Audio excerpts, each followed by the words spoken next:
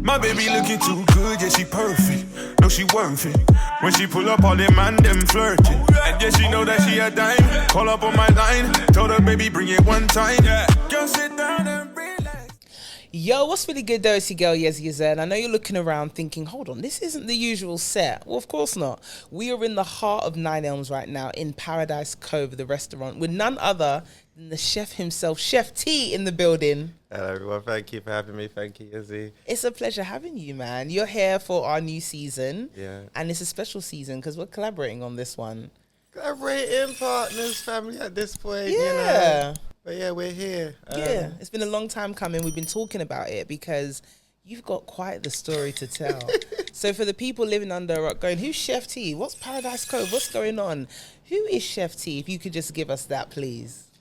Chef T is, do you know what, truthfully, Chef T is my ego, you Okay. know? 30-year-old person, very determined, a lot of work, you know, a very consuming character to play. So today you've got elements of that, you know, in the space that Chef T's created, but then you Yes. also get to meet the person behind that and, you know, understand the mechanics that have helped create that ego. And I think it's very important to express that Chef T and Terrell are two different people. Yeah, definitely. And we were saying off camera that I'm hoping today, myself and the Hey Sis fam, we get to have a conversation with Terrell.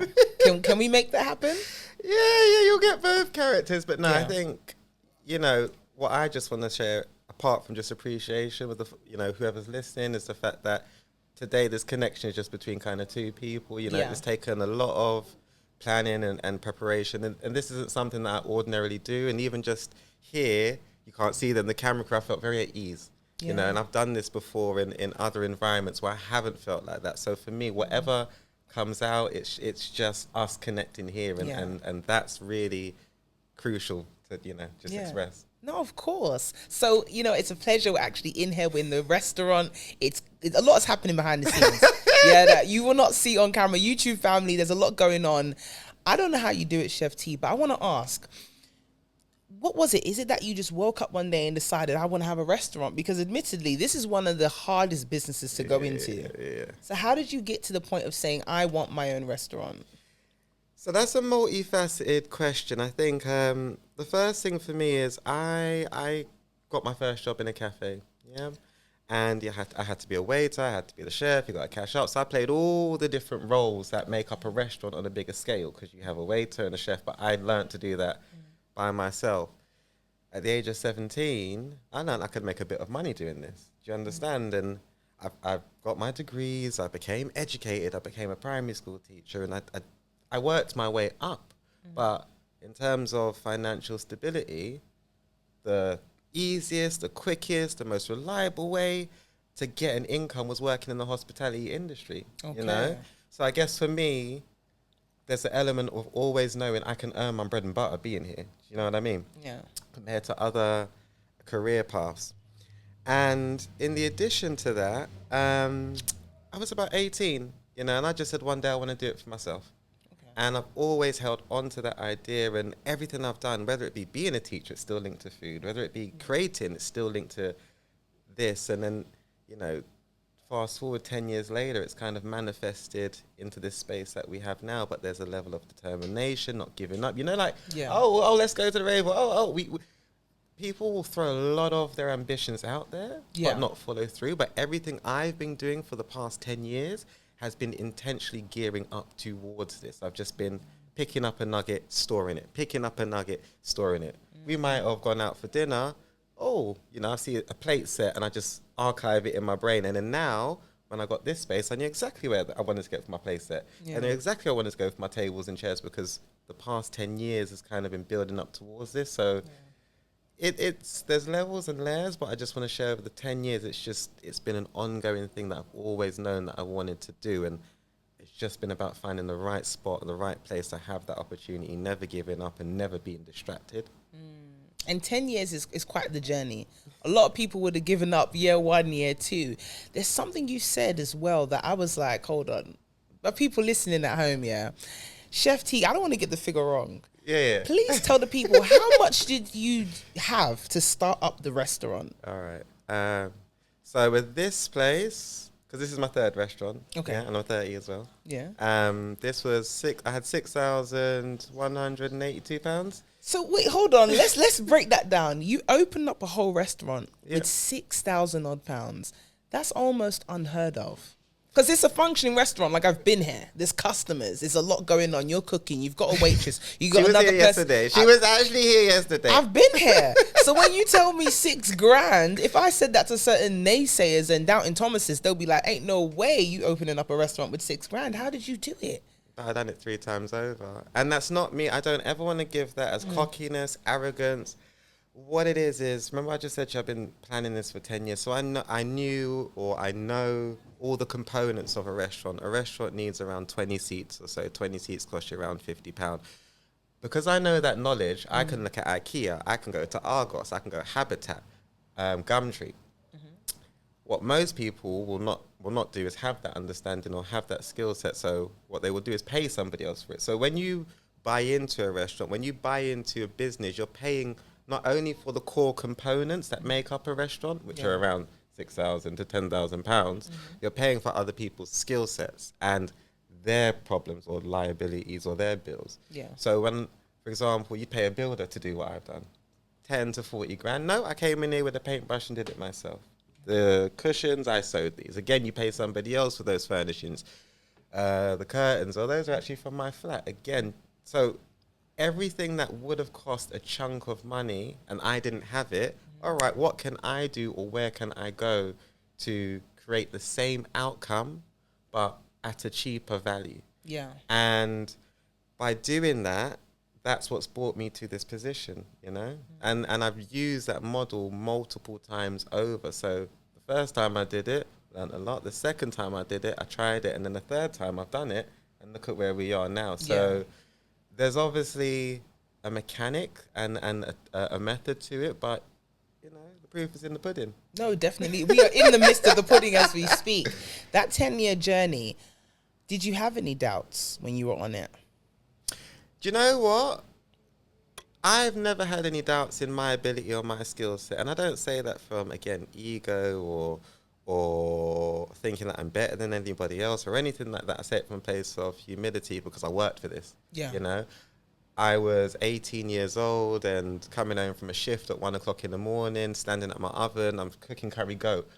That determination and doing that 6 times over and spending £300 in it that gave me the skill set to perfect it. I've been doing this for years. Do you understand? So I've really put in the work. But in regards to, well, let me refresh that. That's why I don't have any doubts about my own skill set, because when I do it with my heart. But it's when I've let other people in, you know, oh yeah, we're going to help you and or we're going to support you, or we're going to invest. Yeah, come. And then, do you know what happens? I'm sitting there waiting for your phone call. I'm sitting waiting for your email. Do you understand? Yeah. And it's like, I've put my plans and my determination or my idea into your hands. Do you understand? And that's when it's become a bit shaky. That's when it's like things are not moving and not progressing. And then that's when I'm like, that's when the doubt comes into my mind. Yeah. And what I've had to do is kind of be very determined. This is in multiple different situations, you know, but I've just had to kind of take back that control, take back my own authenticity about what was my plan, what was my vision, what is it that I'm trying to achieve, and suddenly it seems to work again, you know. So it's about believing in yourself, being really true to your vision, writing it down, having a mind map, but, you know, knowing what your own ability is and sticking to it, if that makes sense. Yeah, 100%. People like you and I, coming from where we're coming from, there will be trials and tribulations and things like that. But what I'm intrigued about is, how do you get the confidence you have when it's very easy for people like you and I to be knocked back? I want you to elaborate on that, because you're saying you know, people like us and confidence. So because the thing is, we're two different people in any aspect. Then we're also different genders, we're also different ages. So there's so many different layers to that. So okay, I'll say it like this: we're both black. Have you always grown up in South London? Yeah, we're both from South London. Okay, and I'm assuming we're not from rich families. Yeah. Okay, so I mean on a class basis, race basis, culture somewhat. It's on pen and paper, we don't have the straightest line for success. So I'm assuming there's some difficulties, but having so much confidence like you have, which is great to see, it's refreshing to see. What did you come across to gather this confidence? Do you know what? I have come across a lot of trials and tribulations, and in truthfully, it was the preparation of this podcast that really made me sit there and think about this, because I've gone through some wars. Yeah, I've gone through the institution that involves the police system, that involves the care system, many different systems, and that's just the state. We're not even talking about people. Yeah, we're going to get into that. We ain't even talking about family. This is just the world that we live in. Do you understand? Yeah. And for me, those trials, those tribulations, those, I wouldn't call those mistakes, those learning curves, those are the things that gave me the toolkit to deal with the situations that have presented themselves in this blessed opportunity that I'm in now. It's given me the skill set, the toolkit, the resilience, the determination. Yeah. There have been or was times that I lost this, I lost my business. I went bankrupt. I was sued, Yeah. And about a year ago, I was sitting at home without anything to my name. But that full cycle of setting up a business, of losing it, of having good staff, having bad staff, again, if I hadn't have gone through all of that, cried, warred, drug abuse, alcohol abuse, I would now know what is for me, what is not for me, where the red flags are. Do you understand? Even down to who I'm inviting in my space. Do you understand? Because you have to be careful with that. What's your friendship group looking like now? It's minimal. She's in it though, yeah. I made it. Come on. No, but for real, because them things there are things, trials and tribulations. Those people, those negative things, they consume your energy. Remember what I told you about focusing on yourself. So when I'm sitting and trying to deal with your issues, trying to correct you, trying to support you, I'm detracting from myself, from my vision. So I can't be that strong person, can't be resilient, cannot focus on what I'm trying to do. Do you understand? So it is a lot, but what I'm trying to say is that those tests, because that's what it is. You've got to be so careful with your language. Those are tests. And what they've done is they've built up resilience in me. Yeah. They give me a greater understanding. And, well, that's it at this minute. Yeah, no, I love that. Because, especially when you said that, you got to be careful with wording and things like that. There's a word that you used when it came to your restaurant. I'm looking around, I'm smiling, and you said, this is my ecosystem. So when you describe your restaurant as more than just a business, more than just a place to eat, why did you decide that you wanted it to be an ecosystem? Why that wording? Why? I mean, for me, I want to say this and share this. Hate is a very strong word. So I say I really dislike it, and it really doesn't settle my spirit when people just come about the food. Because my restaurant is not about the food. There are so many different points that I'm trying to hit. Do you understand? Like for me, my family, our ancestors came to this country once upon a time. They made something out of nothing. They bought houses. They supported the NHS. They were driving them buses. Do you understand? They built up this country before that, during that, and they did it with nothing. And from what country? So people just know concept-wise. Jamaica. I'm referring to my Jamaican ancestry, but I'm half Jamaican, half St. Lucian. That I'm aware of. Yeah. And for me, when I started this restaurant, I had absolutely nothing. I pulled things around the local area and made good of the land that I had. Do you understand? So I didn't have credit. I didn't have people helping me. I was sewing cushions. I was using all the skills that we pay for in this day and age. Yeah. But historically, we never used to. And that's why this restaurant was a success. That's what this restaurant is about. For me, it's not about buying products that aren't owned by black people, aren't owned by black culture. You know, I don't use commercial rums in my business because I know who the owners are. I go and meet them in Brixton. I don't use generic brands of beer here. You know, I know the owners in Battersea. Again, I'm supporting people who I know, and when their deliveries, they're unable to deliver, they drop them by bike. I go to their shop and pick it up. That interpersonal relationship, that same way that I'm connecting with you, do you understand? Yeah. I'm connecting with those people. So when anyone comes here and grumbles about my food, I can tell them why. It's not done for money. I'm also providing my staff here with a place to be, because I've had many a bad experience in life in the hospitality industry. So when I'm working here and I'm doing it with my heart, it's to make sure that staff members don't have to be having a podcast many years down the line to talk about the trauma of working. of working in a dry environment or Yeah. an oppressive environment, a racist environment, Yeah. you know. So for me, you know, my restaurant is, I've always said this, is a vehicle of mobility for others. And in doing that, it serves me. It gives me a reason to be. It's what my heart beats for. There are times my restaurant doesn't make a penny, but I make it profitable by working in here by myself, serving 72 people and taking their orders, cooking their food, and I go and wash up. So it's not about the pound, shillings, and pence. It's about everything else but the food. If you want the food, if you want the reels, you go to any other generic brand. Here, it's about people. It's about creating memories. It's about leaving a legacy. Do you understand? And when you understand that, then we can have a conversation. But if you're going to come into my shop and just be about the food and want to take a picture, you're not supporting me. You're not supporting my staff. You can go do that with any Shake Shack, any shack or any other establishment. Here it's about people. It's always been about it. Even what are we doing right now? Two people connecting, passing on the message. That is the beauty of Paradise Cove, and that's what makes me get up in the morning. That's what makes this thing tick. So there's a lot there, right? No, I love it, because what I'm getting from you, and I'm sure a lot of people listening, the Hey Sis fam, is that you're a very intentional person. So for someone that's trying to figure out, how do I be intentional in life? How does someone get that spirit in them? Being very intentional in your friendships, your relationships, your business. How did you do that? So, you know what?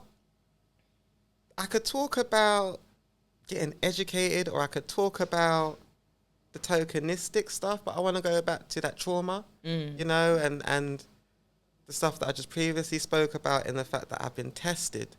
And we as humans, we as people, we are always afraid of the unknown. You understand? We are always afraid of things that are not familiar to us. And you know what? That is our biggest disadvantage, because when you don't, what's the word? Size up those fears. When you don't confront them, what are you going to learn? You're going to be stuck. You're going to keep making the same mistakes. For me, there was this great expression that I've heard about being a self-evaluating human being. And it's like, all right, I made that mistake. What did I learn from it? All right, I made that mistake. What did I learn from it? And every time I make that mistake, it's never a mistake. It's just a learning process, because now I know better not to do it again. When I look at the issues that are there within the black culture, within multiple generations, we are afraid generally as people to do the work. We procrastinate. We don't want to do it. We break down. And then what happens is our dreams don't manifest. You know, we get stuck in unhealthy relationships. We're not really serving ourselves. Yeah. And what can I say? Some people are comfortable with that. I'm not, you know? As I said, I lost my restaurant, and that was by choice. I walked out of that. I pulled it apart and said, you know what? I'm not paying you this. I'm not paying you that. I'm doing something for myself, because all of you lot are getting paid out of me and my hard work. Yeah. But the rawness and the pain that I went through, that was me doing work on myself. Yeah. Do you understand? That was me pushing myself to my greatest fear of losing my business, losing everything. Every single thing that I've ever had in my life. Yeah. My name, my credit rating, my assets. Do you understand? Finances. But that then brought me to a place where I was able to do the work on myself. Look at, why did that happen? Why did I have this relationship with you? You know, there's so many things that I could pull out of that. But what I want you to take, and those listening, was I did the work on trauma. I understood the mechanics of it. So it took me to a greater place to never, I wouldn't say never repeat it, but to be better educated for when something adverse comes back to me in my face. Because you know the devil likes to come in many different ways. Oh, yes. Hey! You better talk about it. Amen to that. Well, you know, but then if the devil does want to come, you're going to have to fight him off. That's right. That's the energy. I love that. It's true, because when you're talking, I'm like, my biggest fear, before I even dream of anything, was, what if I fail at it? I used to let failure. You see the stop me. eyes? Sorry. The You see the eyes? Oh, wide there. No, I'm 'Cause gonna. you know, 'cause I'm gonna shut you down and go to Mr. McIntosh next ego. Yeah. Yeah? Yeah. No, because Go on, tell us. I sat there with groups of children. Used to be a primary school teacher. I said a mistake is only a mistake if you don't learn from it. We have this culture ingrained in us, conditioned in us from classroom years, primary school education, secondary school education within the United Kingdom. Not going to go into it, but it's ingrained in us to what's the word? To fear. To fear. Yeah. And it's something that you tussle with for a long time. You feel like it's safer to not do anything. And it's weird. It's actually sick when you think of it, that, it's safer for me to not have an existence rather to have an existence. And everybody knows, all your peers know, they failed at it. And what I wanted to ask you is that you said something here, because you've been coming out with these one-liners. And I keep saying, when I see you again, I'm going to ask you. You said that creating Paradise Cove, you got this traditionally, in your own style, Caribbean restaurant, that you wanted to break the illusion of wealth. Okay. Did I say that? Oh, you said that. I said, Chef T, when you say you want to break the illusion of wealth, first of all, why do you feel like you want to do that? Because that's quite rebellious to say that. Why do I want to do that?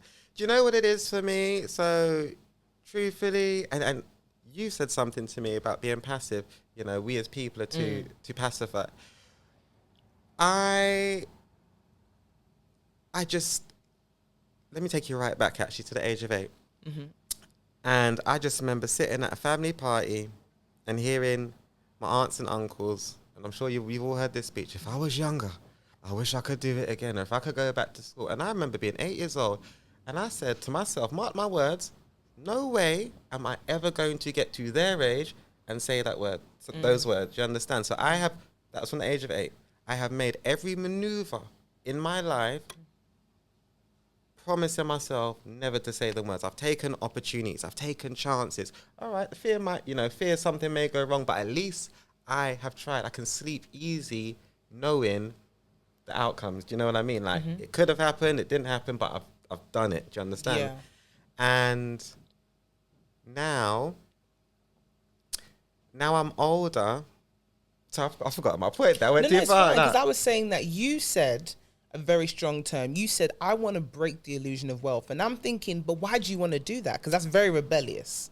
That's it. Sorry. Yeah, no. So now, going back to my point now. So I've made... Sorry, start again. That's fine. So now, I said those words, but for me, like, I look at the way we spend our money. You know, we spend it on other brands. We... Again, I've lost a lot of our... We're de-skilled. Yeah. You know, we live in a We're very... de-skilled, you said. De-skilled as people. We live in a very consumerist society, a capitalist society. We don't have, we buy. We don't make, we buy. We don't create, we buy. And, you know, when I sit there and go back to being that young boy, everything I've done has just been about educating myself to reharnessing those skill set, like harnessing a skill set to make me limitless. So then when I became older, I would never have to utter those words. So, you know, if it came to the hospitality industry, I have the ability, all the abilities needed to be limitless within that industry. When it comes to teaching, I have all the abilities or education, the pedagogical education underpinning to be limitless within that field. And that's how I've just operated as a person, because for me, what am I going to do, or what are we going to do, get to, you know, age of 20s and 30s, just sitting there saying, I wish we tried. Yeah. And then another generation is going to do that again. And it's like, what are we going to do to break that cycle, that narrative? Because I'm not trying to be funny. I'm not trying to have uninspiring conversations. It's what are we doing to push the needle forward? How is it progressing? That's just how I operate. Yeah. Okay, I like that perspective in saying that, you know, I don't want to have the same old conversations with people. I want to be solution-based. We are in a nanny state. It's very easy for us to be dependent on all the things that they've created. You know, we're going to touch on the fact that you've mentioned the school system, the education system, the council. As a man kind of navigating through society, do you feel comfortable enough at this point in your life to be able to have someone you lean on, or are you still very much, I want to do it myself? Do you know what? That's a weird one, because you're married, if you don't mind me sharing. No, that's fine. Yeah, she's married. Yeah, I'm married. I am married. Yeah. She got a diamond. No, I'm single, and you know, it's weird because just meeting you and interacting with you, I wouldn't say connecting really, that's the right frame. Yeah. You've educated me to your experience as a woman and as a black woman. Yeah. For me, as a black man, there are, I want to say some barriers, but the way I overcome them is with my degree. You know, I'm qualified, I'm a teacher. Talk about it. But then when you go into schools, you come up with more barriers because, you know, he can handle all the misbehaving children, or, you know, he's the superhero. You know, I'm not the PE guy on the playground duty. I've got a more social responsibility and... Sorry, just to touch on that, because that's very interesting. Do you find that being a qualified teacher, when you do enter schools, they assume that you're supposed to teach only the children that are struggling or kind of difficult? Always. We're a rarity. Do you understand? We're a rarity within the schools. They all, you know, I'm not even going to go into it, to be honest with you, but those are some of the barriers there. Now, my point that I was going to say going forward was really, for me, it's people. I'm going to say it's people. And what I'm so conscious of now is I know what my own vision is. I know what my own capability is. I know how long it takes me to cook a curry goat. I know how long it takes me to write a 20,000 word dissertation. I know how long it takes me to write a 1,000 word essay. I know how long it takes me to paint a room. I know what I can do. Do you understand? Yeah. And when I'm asking someone to do anything for me, whether it be restaurant-based, personal-based, or whatever, you either have to meet my ability or be providing a skill set that I cannot do myself, i.e. a podcast or something else. And do you understand? Yeah.